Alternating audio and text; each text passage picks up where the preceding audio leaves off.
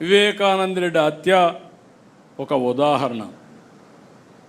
ఆ రోజు నేనే ముఖ్యమంత్రి, ఇప్పుడే నాయకులందరూ ఉన్నారు. ఎన్నికల్లో చాలా బిజీగా ఉన్నాం సీట్లు పంపిణీలో.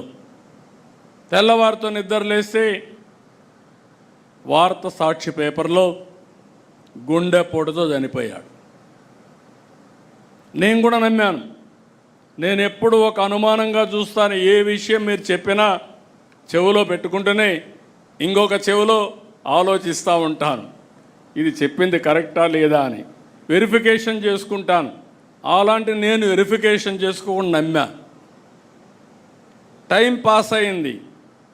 డెవలప్మెంట్స్ ఎప్పుడూ మీకోసరం నా కోసరం ఆగవు. ఈ విషయం కూడా మీరు గుర్తుపెట్టుకోవాలి. ఇది ఒక కేస్ స్టడీ మీ మనసుల్లో ఉండాలి. తెల్లవారితో ఇది జరిగింది. ఎవరైతే చేసిన వ్యక్తులు జాగ్రత్తగా ఉన్నారు, ప్రణాళికలు రచించుకుంటున్నారు, మనం మాత్రం కంట్రోల్ చేయాల్సిన వ్యక్తులం ఏమరపాటుకు గురయ్యాం. ఏమరపాటుకు గురవుతానే అక్కడి నుంచి మీరు చూస్తే తీరిగ్గా హైదరాబాద్ నుంచి కారు వచ్చాడు. ఆయన కుమార్తె అడిగింది పోస్ట్ మార్టం చేయమని. అప్పటికే బాక్స్ కూడా రెడీ అయిపోయింది. అంటే అతి దారుణంగా చంపేసి మెదడంతా బయట వచ్చే విధంగా గొడ్డలతో నరికి రూము బాత్రూమ్ అంతా బ్లడ్ అయిపోయి దాన్నంతా కడిగి బాక్స్లో పెట్టి ఆ బాడీని కూడా ఎక్కడికక్కడ కుట్లేసి మళ్ళీ గుడ్లు కప్పేసి అంత్యక్రియలు చేయడానికి సిద్ధమైపోయే పరిస్థితికి వచ్చారు. అప్పుడు తీసుకుపోయి పోస్ట్ మార్టం చేస్తే ఇమ్మీడియట్గా ఇది గొడ్డలు వేయటం తేలిన 5 నిమిషాల్లో మాట మార్చేసి నా తండ్రి చనిపోయాడు, ఈరోజు మా బాబాయిని కూడా చంపేశారు, నేను అనాథ అయిపోయానని చెప్పితే ఈ రాష్ట్రం నమ్మింది. మనం మోసపోయాం. ఒక్క విషయం మీరు గుర్తుపెట్టుకోవాలి. ఉండేవాళ్ళు పాలసీ మేకర్స్ ఉన్నాం, పాలసీని ఎగ్జిక్యూట్ చేసే మంత్రులు ఉన్నాం. ఆ రోజు కానీ మనకు ఆలోచన వచ్చాయి కరెక్ట్గా 1 గంట 2 గంటలు అక్కడ అన్నీ వదిలిపెట్టండి, 2 గంటలు మనం ఆలోచించి అప్పటికప్పుడే మొత్తం రికార్డ్స్ అన్ని సీజ్ చేసి దోషులను కానీ అరెస్ట్ చేసుంటే మనం ఓడిపోయేవాళ్ళం. తమ్ముళ్ళు ఎమ్మెల్యేలు మీరు గుర్తుపెట్టుకోవాలి. That is politics. Right time. తప్పు చేసినా ఏది జరిగినా రైట్ టైంలో సరైన నిర్ణయం తీసుకుంటే అక్కడి నుంచి ఏదైనా కంట్రోల్ చేసే అవకాశం వస్తుంది. కానీ మనం పెద్ద మనుషులం, మనం ఇలా విధంగా ఆలోచించాం కాబట్టి ఏం జరిగినా మనం నిమిత్త మాత్రం అంటే రాష్ట్రం నష్టపోతుంది. అదే జరిగింది. అదొక్క సంఘటన కాదు. కోడికత్తి డ్రామా చూశారు, గులకరాయి డ్రామా చూసాం. అది అధికారంలో ఉండి ఒకప్పుడు అపోజిషన్లో ఉండి బాబాయ్ హత్య, అపోజిషన్ అయిపోయిన తర్వాత అధికారంలో ఉంటే మళ్ళీ డ్రామాలు. ఇప్పుడు మళ్ళీ అపోజిషన్లోకి వస్తే ఇంటి దగ్గర ఫైర్ యాక్సిడెంట్ అనే పేరు పెట్టి గడ్డేదో గాలిందని దాన్ని రాజకీయం చేయడం. అది చేసినప్పుడు మీ ఇంట్లో టీవీలు ఉన్నాయి, సీసీటీవీ కెమెరాలు ఉన్నాయి, డేటా ఇమ్మంటే నేను డేటా ఇవ్వను, నువ్వేం చేసుకుంటా చేసుకో, కానీ మీరు నాకు సెక్యూరిటీ లేకుండా చేస్తాను ఎదురుదాడి చేయడం. నిన్న మొన్న మీరు చూశారు, ఒక రాజకీయ నాయకుడు పరామర్శిస్తాడు, తప్పు లేదు, పరామర్శించేవాడు ఎవరిని పరామర్శించాలి? గంజాయి బ్యాచ్నా, రౌడీ షీటర్నా? అంటే మీ పార్టీలో ఉండే రౌడీ షీటర్లు గంజాయి బ్యాచ్ని మీరు ప్రోత్సహిస్తే మేము యాక్షన్ తీసుకుంటే అది తప్పు. యాక్షన్ తీసుకోకపోతే మీ అందరికీ లైసెన్సు. రాష్ట్రం అంతా వెళ్ళి ఇష్టానుసారంగా 3 సంవత్సరాల ఆడబిడ్డలపైన అత్యాచారాలు చేస్తూ ఉంటే వీళ్ళని వదిలిపెట్టాలా? వదిలిపెట్టకుండా ఫర్మ్ యాక్షన్ తీసుకుంటే పోలీసులు ఎక్సెస్గా బిహేవ్ చేస్తున్నారని మాట్లాడతారు. అది అయిన తర్వాత మీరు చూశారు. రెండోది, నేరుగా గుంటూరు సత్తెనపల్లిలో మీరు జరిగింది చూస్తే ఎంత దారుణంగా జరిగిందో ఒక్కసారి మీరు గుర్తుపెట్టుకోండి. కారులో పోతూ కారు కింద హిట్ అండ్ గో, చక్రాల కింద మనిషి పడిపోతే,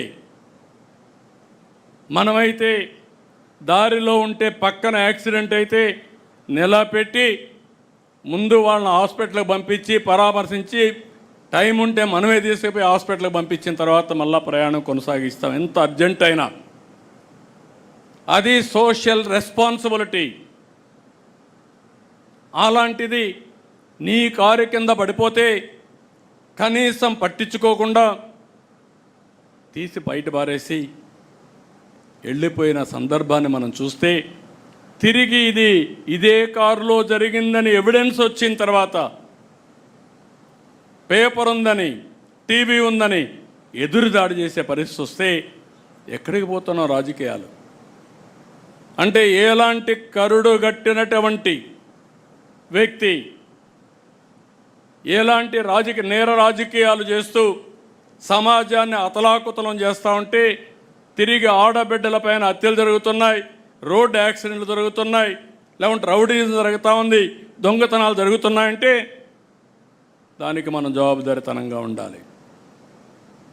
అందుకే నేను చెప్పాను, టెక్నాలజీ కూడా ఉపయోగిస్తున్నాం.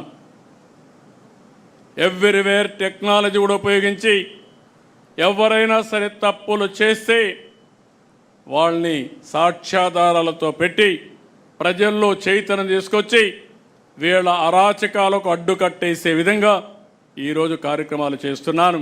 నాకు కావాల్సింది ఒకటే గుర్తుపెట్టుకోండి, public safety is most important.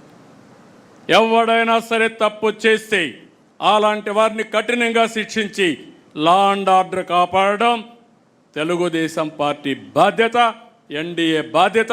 ఆ విషయం వీళ్ళు గుర్తుపెట్టుకోవాల్సిందిగా మరొక్కసారి కోరుతున్నా. ప్రజలకు కూడా ఈ విషయాలు తెలియాల్సిన అవసరం ఉంది. కులం పేరుతో రెచ్చగొడతారు, మతం పేరుతో రెచ్చగొడతారు.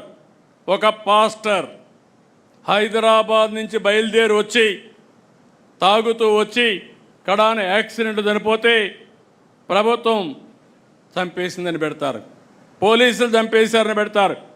నేను సమాచారం ఇమ్మంటాను, సాక్ష్యాలు ఇమ్మంటాం, సమాధానం చెప్పరు.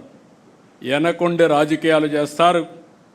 ఇలాంటి నీతి మాలిన రాజకీయాలు చేస్తే రాజకీయ ముసుగు తీసి నేరస్తులను నేరస్తులుగానే ట్రీట్ చేస్తామని మరొకసారి మీ అందరికీ విజ్ఞప్తి చేస్తున్నా.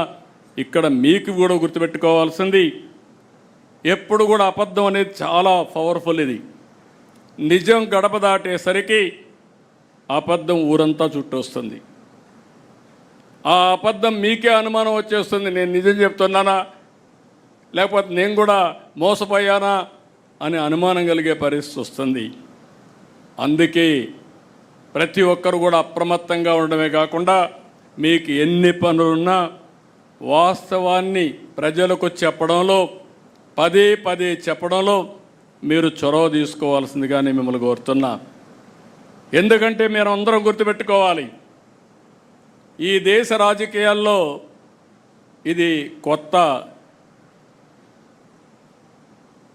అలవాటు, పోకడ. ఏ రాజకీయ పార్టీ పేపర్ పెట్టుకోలేదు, ఏ రాజకీయ పార్టీ టీవీ పెట్టుకోలేదు, ఏ రాజకీయ పార్టీ ఇంత బరిదిగించి డబ్బులు సంపాదించి ఆ డబ్బులతో మళ్ళా మేనేజ్మెంట్కి పోయే పరిస్థితుల్లో లేరు. ఇలాంటివి వచ్చినప్పుడు అయితే ఇవి సర్వైవ్ అవుతాయని అనుకోను. ఆ పేపరే కాపాడితే, ఆ టీవీయే కాపాడితే 11 సీట్లు వచ్చేటివి కాదు. కానీ ప్రజల్లో కన్ఫ్యూజన్ చేయడానికి, లేకుంటే ప్రజల్ని మభ్యపెట్టడానికి పనికొస్తాయి. దీన్ని కూడా మనం అప్రమత్తంగా ఉండి ఏం చేయాలో చేయాల్సిన అవసరం ఉంది. ఇప్పుడు సోషల్ మీడియా కూడా వచ్చింది, ఇది మరీ ప్రమాదంగా ఉంటుంది. వ్యక్తుల యొక్క క్యారెక్టర్ని అసాసినేషన్ చేసే విధంగా, ఆడబిడ్డల యొక్క అన్ని విధాల అవమానం చేసే విధంగా కూడా సోషల్ మీడియా వచ్చే పరిస్థితి వస్తుంది. గౌరవం